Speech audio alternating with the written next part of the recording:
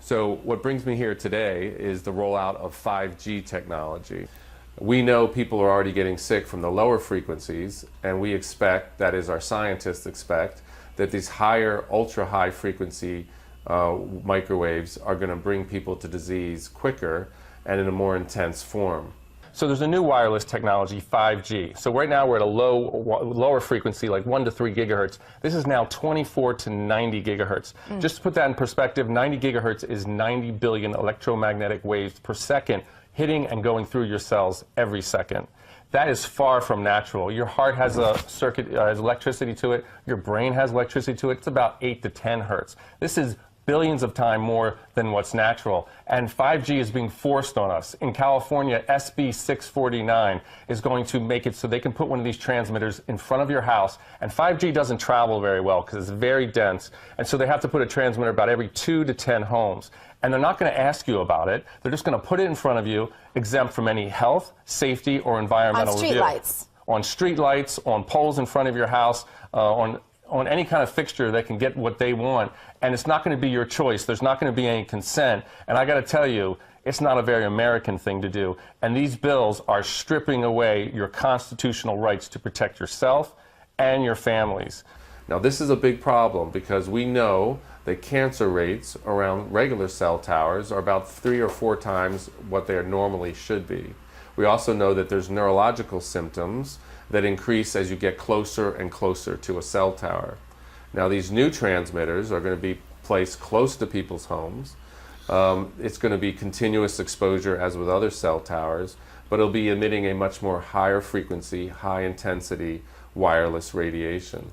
Yeah, there are 600,000 cell phone tower sites in the United States. They're everywhere, on the sides of buildings, streetlights, water tanks. But Team 10 learned thousands of those towers violate federal rules that are supposed to keep workers safe. Benjamin Rivas has worked on cell phone towers for 14 years. I was dealing with them day in and day out. Depression, and I get headaches from time to time, and mood swings and stuff.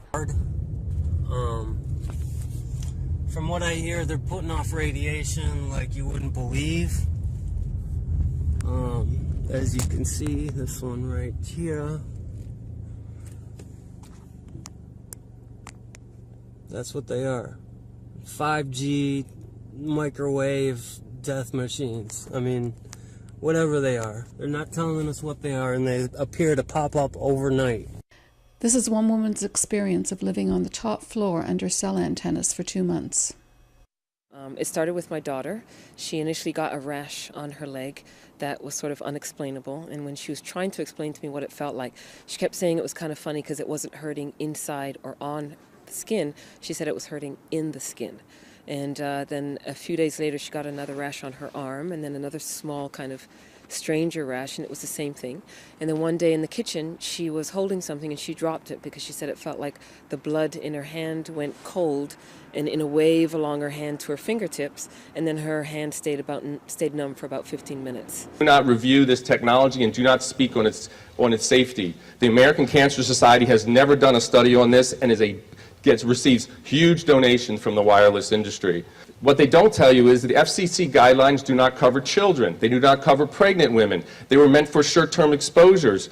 And this is incredibly important, and they're leaving out this fact. The organizations that set these standards, the IEE, are all scientists that were hired and from the wireless organizations. The FCC chairman is now the former main lobbyist and CEO of the Wireless Trade Organization. He is pushing this program for a very clear reason. He wants to push this program because he wants to have free reign in deploying cell tower transmitters all over this country and avoid the zoning process and public input. There was no public input because the design of this program was to prevent public input. They're popping up outside bedroom windows and school campuses, despite objections from across the country. 5G can be a tremendous boom to California, but only if it can be put up quickly and easily. Hayward Assemblymember Bill Quirk co-authored legislation that would make it even harder for cities like Piedmont to object to a tower. You wouldn't have to go through the Planning Commission, through the City Council. The former NASA scientist says he may resurrect the bill recently vetoed by the governor. I know scientifically that putting up these cell phone towers is safe. But the International Association of Firefighters disagrees. They began opposing cell towers on fire stations after firefighters complained of health problems. What's also important for people to understand is the FCC is dominated by the wireless industry itself. And the FCC are the people that are given the responsibility and privilege of regulating wireless radiation human exposure standards. So unfortunately, the FCC, whose chairman, who just left and they change with every administration, was the former main lobbyist and the former president of the wireless trade organization CTIA. So the agency that's been given the responsibility and privilege of maintaining and setting our human exposure standards for wireless radiation are the people who profit and benefit from the proliferation of wireless technology and the transmitters that empower it. Do you not realize what is in store for people right now? Do you realize what they're doing with this stuff? Do you realize what this stuff does? These towers are weaponry. These systems are weaponized. We are being herded into the compact cities and they're putting the towers in. Now they're going to be putting in the microcells instead of these huge towers that are already in place, with power generating systems the size of shipping containers next to them, with cables 4 and 5 inches in diameter capable of handling hundreds of thousands of volts, what, for 5 watts of power? Are you freaking kidding me? These people, tell your kids we're overpopulated. These people that run things like Mr. Gates, Prince Philip, Mr. Rockefeller, the Rothschilds, all these people talk about how to reduce the population to 95% down from what it is right now. We are in the midst of a silent war. They're not going to fire a shot, folks. They're going to cook you. And they're going to do it with invisible radio frequency emissions. It's a $100 million MTA project full of secrecy, with 18 of these for the tunnels and bridges. So what are they exactly? Are you saying you can't comment to me? That's the MTA's man in charge of bridges and tunnels, Cedric Fulton, dodging our questions. Here we are on the roof of an architecture firm in this beautiful space that this person lives in. I'm going to show you the first thing right here. Stay back. Radio frequency energy may exceed exposure limits. This person just found out recently that they have cancer, and they've actually been helping their son for the last year or so, who's 25, who also has cancer. And I'm going to show you what is behind this building, and I'm really, really shocked. So here we go. Here's this door. And we're gonna just step in here very briefly because it's really intense in here. So this is cell phone towers. They continue to go up.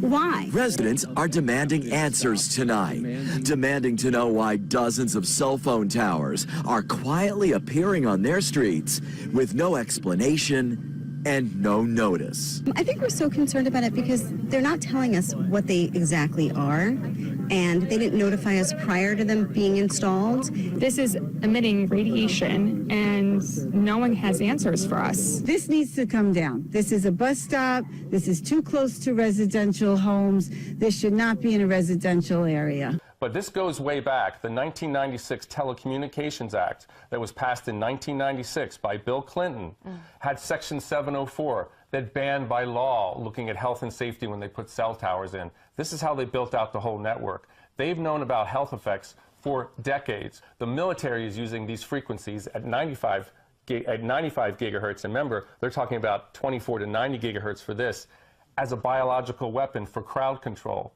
So on the one hand, the FCC is saying it's completely harmless. On the other hand, the military is using it as a biological weapon. Somebody's lying. It's possible to entrain a certain percentage of a population, apparently, with weak magnetic fields. Joined the Royal Navy in 1960, and I specialised in microwave warfare.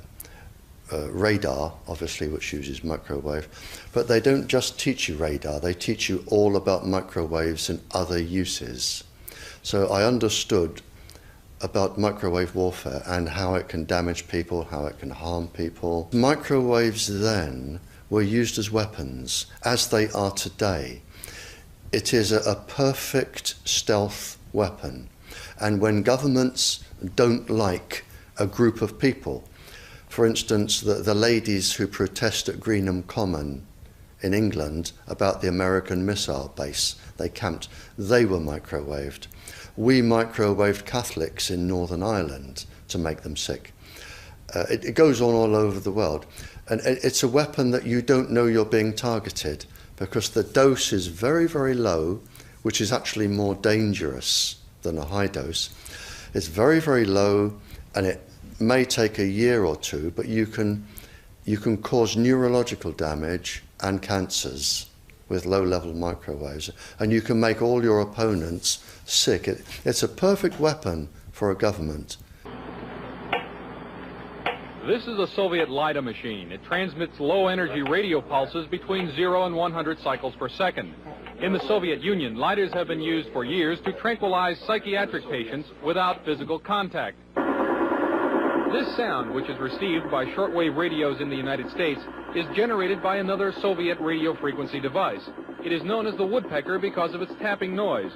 It is broadcast by a number of high-powered radio transmitters operating deep in the Soviet Union since July 4th, 1976. Some scientists suspect that the woodpecker is designed to interfere with human brain function. As far as I'm concerned, the potential that this has for producing a direct psychoactive effect upon a total American population is there.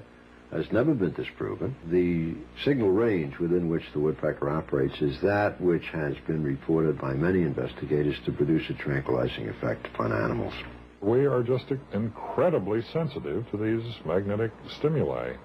Clearly, our scientists, along with the other groups I work with, which are composed of people who are developing wireless health effects from their various sources. For instance, people developing brain tumors from their cell phone and the radiation emits, people developing neurological symptoms from the Wi-Fi, from school Wi-Fi, people developing neurological and cancerous health effects from simple smart meters being little wireless meters that are put on people's homes so that people don't have to come by and read the meter themselves manually. So regardless of the source, and cell towers are the most powerful source of wireless radiation emissions, regardless of the source, the health effects can be the same.